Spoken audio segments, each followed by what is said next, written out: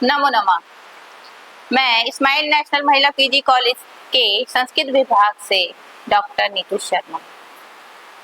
आज मैं अपने वक्तव्य में मनुस्मृति का जो परिचय है उसके विषय में चर्चा करूंगी। देखिए, जो मनुस्मृति है वो जितने भी धर्मशास्त्र हैं उसमें सर्वप्रथम आती है। मनुस्मृति का सर्वोच्च स्थान जो है वो धर्मशास्त्रों में सर्वोच्च स्थान है। मनुस्मृति को मनु द्वारा रचित है। ये हमें ज्ञात होता है कि मनु द्वारा ही इसकी रचना हुई है, क्योंकि देखिए इसमें मनुस्मृति जो है, मनु संहिता, मनु सरोवर, मनु की सारी रचनाएं हैं, है ना। तो हिंदू धर्म के अत्यंत महत्वपूर्ण जो लेख हैं वो और लोग उनके द्वारा दिए गए सिद्धांतों और नियमों का पालन करते हैं।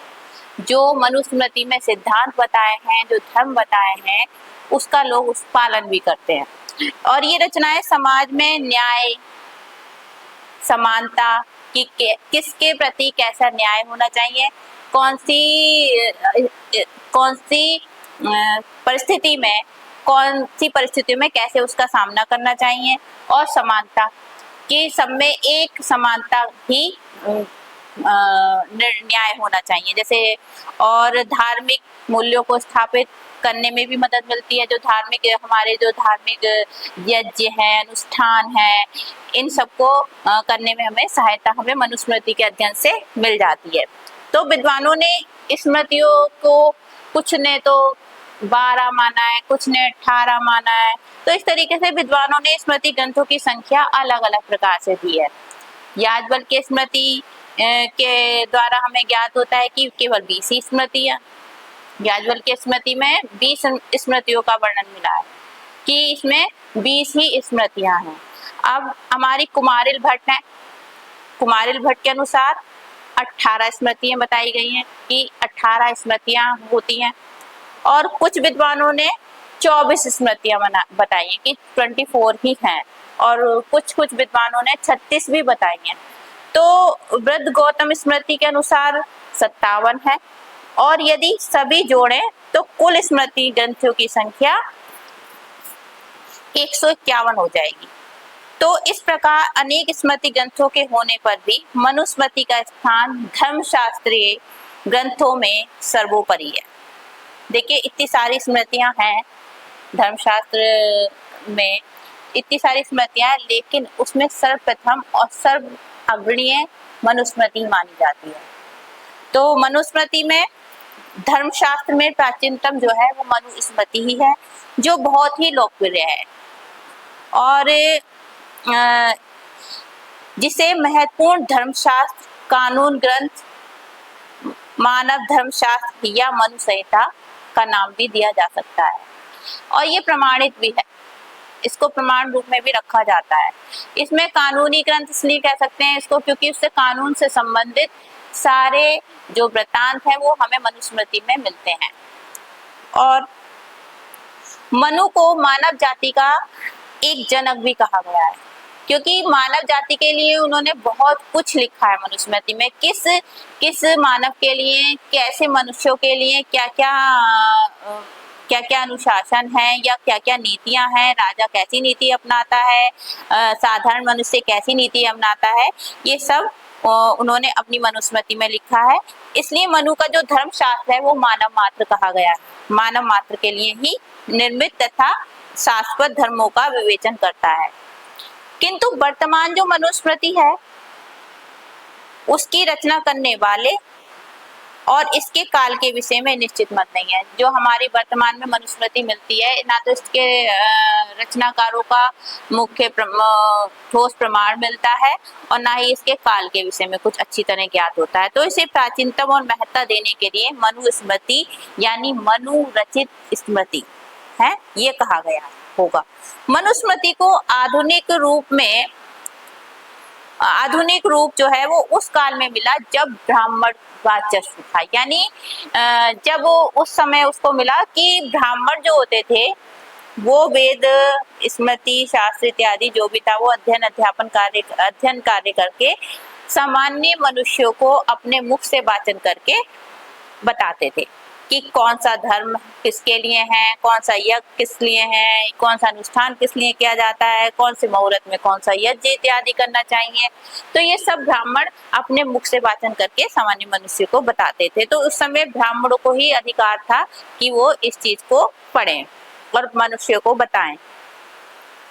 अब जो वैसे तो मनुस्मृति में संपूर्ण समान व्यवस्था बनाने का लक्ष्य है कि सबके साथ समान ही न्याय होना चाहिए और समान ही व्यवहार होना चाहिए। तो ये सब लोगों का लक्ष्य है।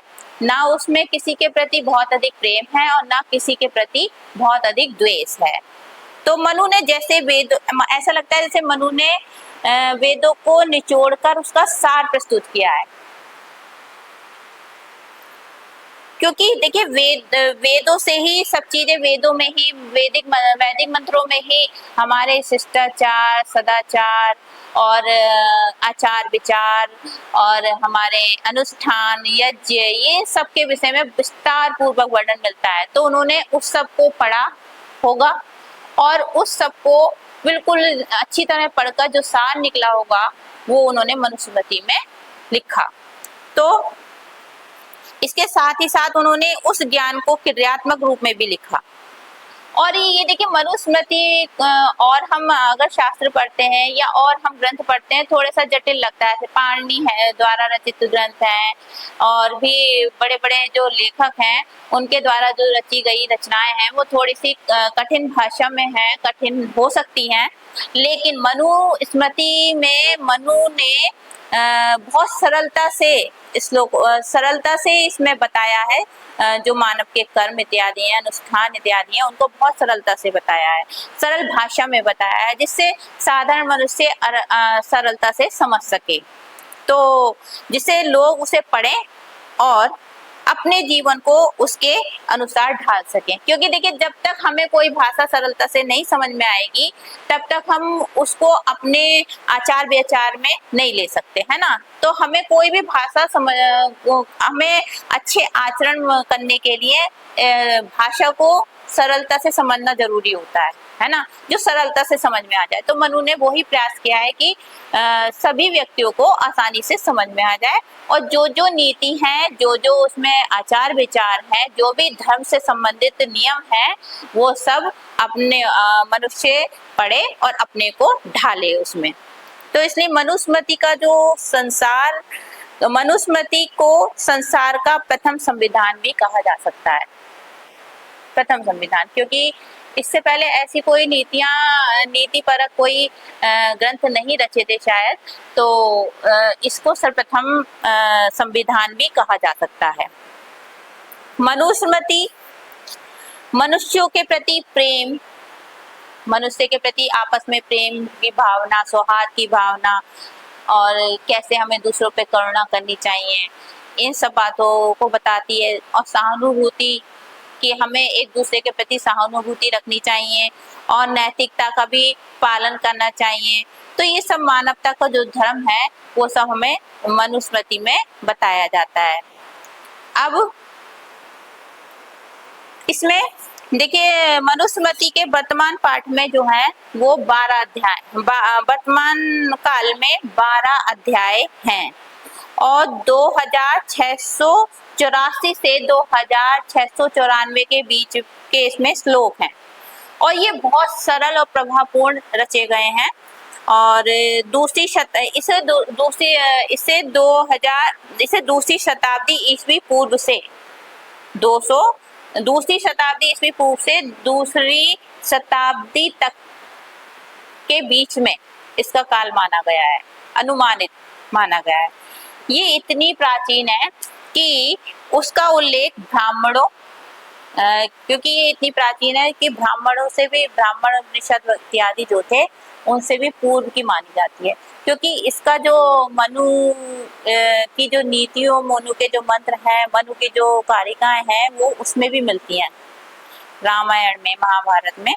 तो इसको रामायण में भी इसका जिक्र होता है, तो महाभारत में भी उसको अनेक बार जीवन जीने के लिए विश्वसनीय मार्गदर्शक बताया गया है कि यदि हमें इसको सही से अपना जीवन जीना है तो ये हमारा मार्गदर्शक बन सकता है मनुस्मृति। तो ये बात महाभारत में भी कही गई है। और याज्ञवल्क्य की स्मृति में तो इसके ऐसे ही क्या कहते हैं, कुछ श्लोक ऐसे के जैसे ही उतार दिए हैं, जैसे हैं उसमें वैसे ही उन्होंने वर्णन कर दिया है। और मध्यकालीन युग में जो चाणक्य नीति है उसने भी वो भी इसी पर ही आधारित है। चाणक्य द्वारा जो रचित नीतियां हैं, चाणक्य नीतियां जो अपनाई गई हैं, चाणक्य नीतियों को जो हमने पढ़ा है वो मनुस्मृति से भी संबंध रखती हैं। तो इतनी प्राचीन होने के कारण जब वो हम देखते हैं कि रामायण में भी, महाभारत में भी, उपनिषदों में भी, ब्राह्मणों में भी, और क्या कहते हैं चाणक्य अर्थशास्त्र है और ये याज्ञवल्क्य स्मृति है, इन सब में मनुस्मृति के मंत्रों को, मनुस्मृति के श्लोकों को लिया गया है। तो इससे इतनी प्राचीन होने के कारण इसका जो इसके जो काल है उसको बताना बहुत कठिन है, निश्चित समय बताना बहुत कठिन है कि इसका जो प्रारंभ हुआ था वो कब हुआ होगा या इसकी रचना कब हुई होगी, इसका बहुत मुश्किल से ही बता मिलेगा। अब आ जाता है मनुष्यों के जो प्रथम देखिए मनु जो थे वो मनुष्यों के प्रथम राजा कहे हैं कि मनुष्यों में जो ये राजा पद्धति चली होगी वो सबसे पहले मनु के काल में चली थी। तो मनु जो थे वो मनुष्यों के प्रथम राजा कहे गए थे। तो एक और इन्हें राजर्षि कहा है, तो हो सकता है हम ये मान लें कि ये ऋषि भी थे क्योंकि इन्हें राजर्षि बोला गया है। तो अंग्रेजों के जो विलियम जोन्स ने हिंदू परंपराओं को समझने के लिए 1794 में इसका अंग्रेजी में अनुवाद किया। जो मनुस्मृति थी उन्होंने क्योंकि वो हिंदुओं की सभ्यता, हिंदुओं के धर्म नहीं समझ पा रहे थे, तो उन्होंने मनुस्मृति को उठाया और उसे इंग्लिश में अंग्रेजी में इसको अनुवाद किया और उसके अनुसार ही हिंदुओं पर उन्होंने कानून रचा। हिंदुओं के लिए जो कानून होने चाहिए वो रचे, इसको फॉलो करके, इसको मतलब इसका अनुसरण करके। तो संभवतः इसके अनुसार हिंदुओं के लिए उन्होंने कानून रचा और ये मनुस्मृति के पूर्व द्वार का प्रथम सोपान बना। अब देखिए मनुस्मृति जो है इसमें मनु ने अपने 12 अध्यायों में जो इन्होंने 12 अध्यायों में विभाजित किया है, इन्होंने 12 अध्यायों में क्या क्या उपदेश दिए हैं वो बताते हैं कि मनु ने जीवन के प्रत्येक भाग के लिए धर्म को अच्छी तरह समझाया है। देखिए जीवन, उस समय का जीवन 100 साल का माना गया है, मनुस्मृति के अनुसार 100 साल का जीवन माना गया है। तो वो 100 साल यानी मनुष्य के जन्म लेने से पूर्व से लेकर और मृत्यु पर्यंत तक हर भाग को उन्होंने इसमें लिया है। और मानव के जीवन में जो जो घटनाएं हैं, जो जो बहुत आवश्यक चीजें हैं, उन सबको उन्होंने इसमें लिया है, तो वर्णन किया है। तो भारत में तो राम के काल से ही नहीं, अपितु मनु के काल से ही राष्ट्र के विभिन्न अंग उनका आपस में सामंजस्य, कर व्यवस्था आदि इन सब की सुव्यवस्था चली आ रही थी। जो राम काल है जब से और मनु काल से ही ये समाज की सुव्यवस्थितता जो है वो चली आ रही है। तो मनुस्मृति में देखिए जैसे कि 12 अध्याय 2635 इत्यादि श्लोक जो हैं वो मुख्यतः उसमें ये बताया गया कि सर्वप्रथम जो है ये बताया गया कि सृष्टि की उत्पत्ति कैसे हुई। मतलब क्योंकि देखिए सृष्टि में उत्पत्ति पतन दोनों होते हैं। जब काफी सब कुछ बिगड़ जाता है, काफी जब अंत आने लगता है तो उसकी वो सृष्टि का नष्ट भी हो जाती है, सृष्टि का अंत भी हो जाता है, फिर दोबारा से उसकी उत्पत्ति होती है। तो ये सृष्टि का क्रम है।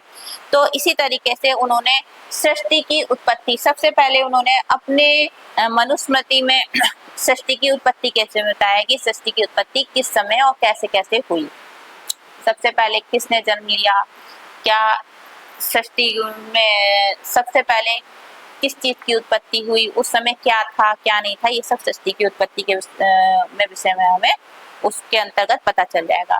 फिर आ जाता है हमारे वर्ण व्यवस्था कि कितने वर्ण थे, ये सब उस समय वर्णों की जो व्यवस्था थी वो क्या थी।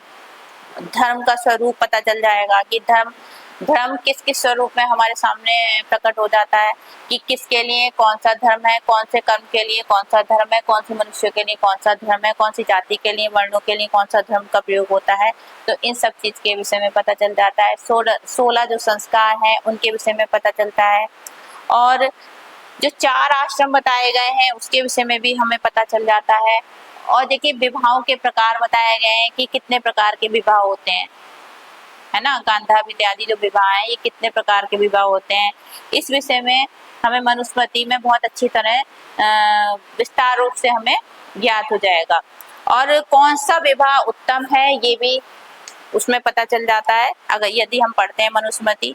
और जो 5 हमारे धर्म शास्त्र में, हमारे हिंदू समाज में जो 5 महायज्ञ बताए हैं, महायज्ञ बताए हैं, उनके विषय में भी हमें विस्तार से वर्णन मिलता है इसमें। और एक भक्ष्य अभक्ष्य की क्या हमें भोजन करना चाहिए, क्या कौन सा भोजन नहीं करना चाहिए, इस विषय में भी। क्योंकि देखिए हिंदू समाज में किस प्रकार का कौन से समय पे कौन सा भोजन, रात को कैसा भोजन करना चाहिए, दिन में कैसा, तो ये सब विषयों में हमें पता चलता है। और वस्त्र आदियों के विषय में पता चलता है कि कौन कौन से वस्त्रों, कौन कौन से आश्रम के लिए कौन कौन से वस्त्रों का वस्त्र पहनने चाहिए, कौन कौन से वर्णों के लिए कौन कौन से वस्त्र पहनने चाहिए। और हमें शुद्धि के विषय में पता चलता है कि हम शुद्ध आचरण या अपने आप को शुद्ध किस प्रकार से रख सकते हैं। शौच इत्यादि का सब वर्णन हमें विस्तार रूप से इसमें मिल जाता है। सबसे मुख्य बात है इसमें राजा के गुण और दोष, इसके विषय में भी हमें इसमें पता चलता है। क्योंकि राजा के आवश्यक गुण और कर्तव्य अत्यधिक विस्तार से है इसमें। क्योंकि राजा ही राष्ट्र की नींव होता है। कोई भी राष्ट्र जब तक अच्छा नहीं हो सकता, जब तक पूरा विकसित नहीं हो सकता, जब तक उसमें एक अच्छा राजा ना हो। तो कहते हैं राजा ही राष्ट्र की नींव होती है। तो शासन के लिए राजा द्वारा विभिन्न सभाओं का कि कौन कौन सी सभाएं होती थी, कौन कौन से गठन होते थे, इस विषय में पता चल जाता है। और जैसे धरोहर है, आयकर है कि राजा के लिए कौन कौन से कर्तव्य होते हैं और क्या कौन कौन से कर्तव्य होते हैं, कौन कौन सी नीतियों का प्रयोग होता है। तो ये सब हमारा कौन कौन से वो कर लेता है प्रजा से, तो ये सब आयकर इत्यादि जो होता है इसमें भी हमें पता चल जाता है। तो अनेक व्यवस्थाओं का वर्णन इसमें मनुस्मृति में है, अनेक, जिनको चाणक्य ने भी वैसे ही बताया है। अपनी अपनी नीति, जो नीति शास्त्र है उनके चाणक्य द्वारा जो अर्थशास्त्र इत्यादि हैं उसमें भी उसको सही बताया है जो मनुस्मृति ने बताया है। अब इसमें जैसे ये भी बताया कि अगर मान लीजिए कुछ गलती हो गई है, कुछ पाप हो गया, तो उसका प्रायश्चित कैसे किया जा सकता है, कौन सी क्रियाएं करके, कौन से कर्म करके उसका प्रायश्चित कर सकते हैं। और इसमें ये बताया गया कि जैसे जैसे कैसे कैसे हम कर्म करेंगे और उसके अनुसार हमें कैसा फल मिलता है और हमें मोक्ष की प्राप्ति किस तरीके से हो सकती है। तो ये इन सब चीजों का हमारी मनुस्मृति में वर्णन मिलता है। अब इस बात से ये पता चलता है कि मनु ने राज व्यवस्था पर कितना बल दिया है। देखिए इसमें जो 7वां अध्याय है उसमें अधिकतर राजनीति के विषय में ही बताया गया है, राजा के कर्म इत्यादि के विषय में बताया गया है। तो राजा की जो व्यवस्था है वो उस पर कितना बल है, इससे अगर पढ़ेंगे तो हमें पता चल जाएगा। और उसको कितने विस्तार से बताया, इसकी तुलना आज के संविधानों से अच्छी प्रकार की जा सकती है। जो आज के संविधान है उससे हम अगर उसे पढ़ेंगे तो हमें पता चलेगा ये तो मनुस्मृति से ही है। जो मनुस्मृति में बताया गया है, जो चाणक्य ने बताया है, वो सब हमारे आज भी संविधान में है। तो इसमें जैसे कि आश्रम व्यवस्था बताई है, तो आश्रम व्यवस्था वेदों के अनुसार मनुष्य को, जो हमने वेदों के अनुसार मनुष्य को 100 मनुष्य की जो आयु है 100 बताई गई है। तो 100 को उन्होंने 4 भागों में विभाग कर दिया और उसके अकॉर्डिंग उन्होंने आश्रम विभाजित कर दिए। मान लीजिए जैसे ब्रह्मचार्य आश्रम है, इसमें क्या होता है, जीवन के जो प्रथम 25 वर्ष हैं, जो प्रथम 25 वर्ष हैं मनुष्य के, वो उसका जो 25 वर्ष है उसमें ज्ञान अर्जन बताया गया कि ज्ञान अर्जन करना है, तो वो ब्रह्मचर्य आश्रम के अंतर्गत किया जा सकता है। इसमें अध्ययन अध्यापन का काम किया जाता है, जो 8 वर्ष की आयु से गुरुकुल में भेजा जाता है बालक को, और वो अपना अध्ययन करता है, शास्त्रों का, वेदों का, इन सब का वो अध्ययन करता है। फिर आ जाता है हमारा दूसरे नंबर पे गृहस्थ आश्रम, जो कि सबसे मुख्य बताया गया है, जो सबसे प्रमुख बताया गया है गृहस्थ आश्रम, क्योंकि इसी के माध्यम से ही हमारे ये और भी अन्य तीनों जो आश्रम है वो व्यवस्थित हो सकते हैं। तो गृहस्थ आश्रम जो है वो 25 साल की आयु में विवाह संस्कार द्वारा गृहस्थ आश्रम हो जाता है ना। 25 वर्ष की आयु में जहाँ पे हमने अध्ययन कार्य कर लिया है 25 साल की आयु तक, आप 25 वर्ष से 50 वर्ष तक की आयु के बीच हम गृहस्थ आश्रम में रहेंगे। उसमें क्या होता है, धन अर्जन भी करते हैं, अपनी गृहस्थी का पालन भी करते हैं, चाहे स्त्री हो या पुरुष हो, स्त्री भी अपना निर्वाह करती है जीवन अपने बच्चों के प्रति, पति के प्रति, ससुराल वालों के प्रति, और पति भी जो वर है वो भी अपनी पत्नी और बच्चों और घर वालों के प्रति जीवन निर्वाह कैसे कैसे करता है, कैसे कैसे कमाता है, धन अर्जन करता है, वो सब गृहस्थ आश्रम के अंतर्गत आ जाता है। अब आ जाता है वानप्रस्थ आश्रम। वानप्रस्थ आश्रम में क्या होता है, पुण्य कमाने की इच्छा से या तो अकेले या संगनी को साथ लेकर, संग जो मतलब मनुष्य जो है वो धर्म संगी जो होते हैं उनके साथ निकल जाता है वो घर से बाहर, और वो घर में नहीं रहता है, वो वानप्रस्थ में यानी वन में रहता है, और पुण्य कमाने की इच्छा से कि मैं अब तक जो 50 साल तक मैंने जो यदि कोई पाप किए हों तो उसका प्रायश्चित भी कर लिया जाए और पुण्य भी कमा लिया जाए। तो उसके साथ एकांत की ओर वो प्रस्थान करता है और वन में चला जाता है।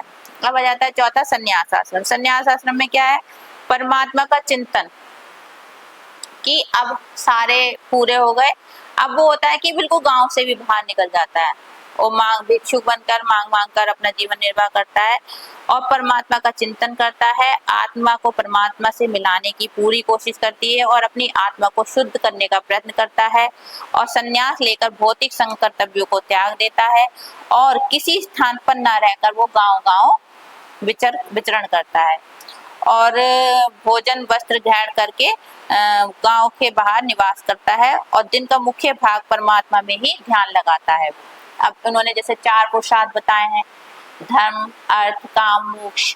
तो इसमें क्या है, ये ना आप धर्म, अर्थ, काम, मोक्ष इसको हम आश्रम से भी जोड़ सकते हैं, क्योंकि देखिए ब्रह्मचर्य आश्रम जो है वो धर्म की शिक्षा देता है ना।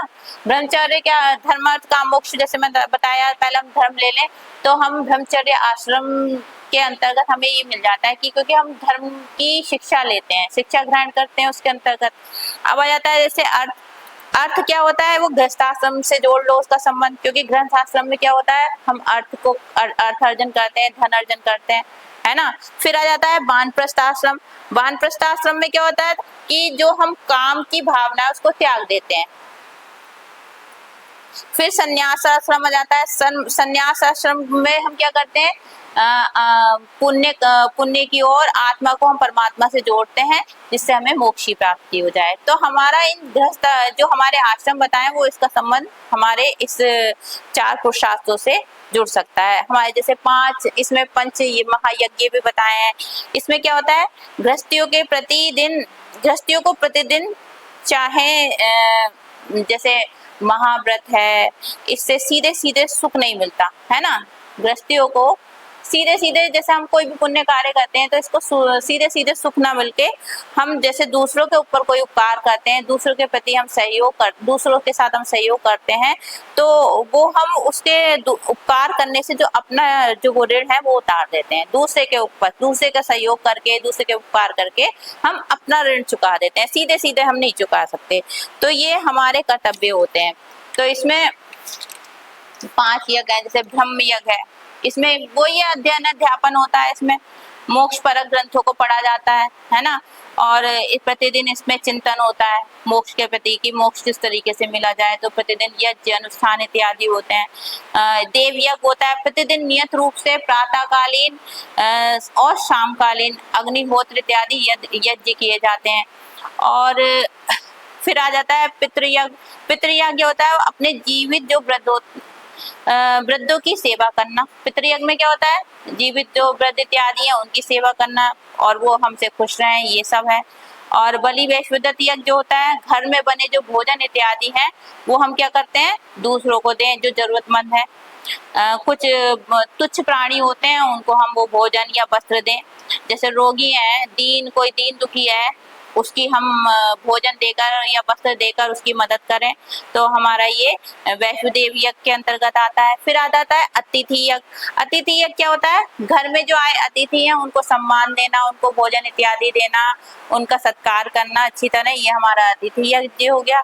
फिर आ जाता है हमारा, ये हमारे हो गए चार, ब्रह्म यज्ञ, देव यज्ञ, पितृयज्ञ और अतिथि यज्ञ, ये चार हमारे यज्ञ माने गए हैं। वर्ण व्यवस्था है, जैसे वर्ण व्यवस्था में क्या होता है, मनु ने वेदानुसार मनुष्य के 4 विभाजन किया है वर्णों को, है ना, क्योंकि इन्हें बरा जाता है, चुना जाता है, तो प्रत्येक वर्ण अपने अपने कर्तव्यों से इसका निर्वहन करते हैं। और देखिए जो वर्ण होते हैं ये कर्मों के अनुसार मिलते हैं हमें। अगर हम जैसे जैसे हम पिछले जन्म में कर्म करके आए उसके अनुसार हमें इस जन्म में राजा के घर में, क्षत्रिय के घर में, वैश्य के घर में, शूद्र के घर में जन्म लेता है मनुष्य, वो हमारे पूर्व जन्मों का फल होता है। तो जैसे ब्राह्मण है, ब्राह्मण वर्ण है, ब्राह्मण जाति है, ब्राह्मण वर्ण, उसमें क्या होता है, विद्या का संरक्षण माना गया है कि विद्या को किस तरीके से अर्जन किया जाए और उसको अपने अंदर उतारा जाए। जो भी हमें राजा की भी उन्हें उचित सलाह जो है वो देते हैं, मतलब राजा को भी वो उचित सलाह देते हैं ब्राह्मण लोग, क्योंकि वो उस समय ब्राह्मणों को ऊंचा पद माना जाता था। आज भी है, उन्हें ऊंचा स्थान दिया जाता है, जो कि देखिए ब्राह्मण जो होते हैं राजा के जो राज्य होता है उसमें भी वो सही सही सलाह देते हैं उसके प्रति। और जो सत्य होते हैं वो अधिकतर राजा होते हैं और उनका क्या होता है, प्रजा की रक्षा करना और राज्य का संचालन सुव्यवस्थित रूप से करना, ये सब सत्यों का कार्य होता है। वैश्य जो होते हैं उनका काम होता था व्यापार इत्यादि करना, कृषि करना, और ये सब वैश्यों का कार्य होता था। शूद्र जो होते थे वो सेवा इत्यादि करते थे, सेवा कार्य करना, जैसे धोबी हैं, सफाई कर्मचारी हैं, ये सब शूद्र जाति के अंतर्गत आ जाते हैं। तो इन 3 लोगों की सेवा भी कर सकते हैं, माता पिता, ये सब, इन सब की भी सेवा करते हैं। अब देखिए इसमें क्या कहते हैं, मनुस्मृति में स्त्रियों के प्रति भी, स्त्रियों के लिए भी सुनिश्चित होने पर, सुरक्षित होने का बल दिया है। विशेष रूप से परिवार को वो धार्मिक, और देखिए जब सुरक्षित रहेगी, वो सुशिक्षित रहेंगी, तो परिवार के सब सदस्य भी सुशिक्षित रहेंगे, तो इस पर भी बल दिया है। और उन्हें मनुस्मृति में स्त्रियों का पुण्य विवाह पर भी बल दिया है कि पुण्य विवाह भी हो जाना चाहिए, जो नारी विधवा हो जाती है उसका दोबारा विवाह हो सकता है। अगर इसमें ये बताया है कि नारी स्त्री को यदि आभूषण इत्यादि देते हैं, उपहार देते हैं, तो वो क्या हो जाती है, खुद प्रसन्न रहती है, और जब प्रसन्न रहती है तो उसमें सकारात्मक भाव आ जाते हैं, और सकारात्मक भाव आ जाते हैं तो वो सकारात्मक सोच का संचार उसके अंदर जब हो जाता है तो परिवार भी सकारात्मक रूप से परिपोषित हो सकता है। तो मनु में जो स्त्रियों का जो स्थान था वो भी सुरक्षित था। अब देखिए मनुस्मृति से संबंधित प्रश्न भी पूछ ले जाते हैं, जैसे संस्कार कितने हैं, है ना, महायज्ञ कितने हैं, और पुरुषार्थ कितने हैं, वर्ण कितने हैं, तो इस तरीके से परीक्षा में प्रश्न पूछे जाते हैं। और उनकी टीकाएं हैं, जैसे वर्तमान में किसका मनवंतर है, तो हम कह सकते हैं वैवस्वत का है। अब मनुस्मृति की टीकाएं भी है, जिसमें सर्वप्रथम कुल्लुक भट्ट है, उनकी टीका सबसे प्रसिद्ध है। उनकी टीका है नंदनाचार्य कुल्लुक भट्ट की। अब सर्वज्ञ नारायण है, उनकी रामचंद्र है, गोविंद राज है, जैसे चिर प्रभा है, मेधातिथि है, जैसे मणिराम दीक्षित, भारूची की कृष्णनाथ, राघवान की सरस्वती की रची दत्त काश्मीरी। तो इस तरीके से उन पर अनेक टीकाएं भी, मनुस्मृति पर बहुत अच्छी टीकाएं भी लिखी गई। अब देखिए 16 संस्कारों में जो हमने कहा ना 16, अब ये इस तरीके से क्वेश्चन आ सकता है कि 16 संस्कारों में सबसे जो प्रमुख है वो कौन सा, वो उसमें 16 संस्कारों में कौन सा संस्कार नहीं है, वो है मार्जन संस्कार। तो आज हमने मनुस्मृति के विषय में कुछ कुछ बातें जानी, और अगले वक्तव्य में मैं आगे इसके विषय में बताऊंगी। धन्यवाद, नमस्कार।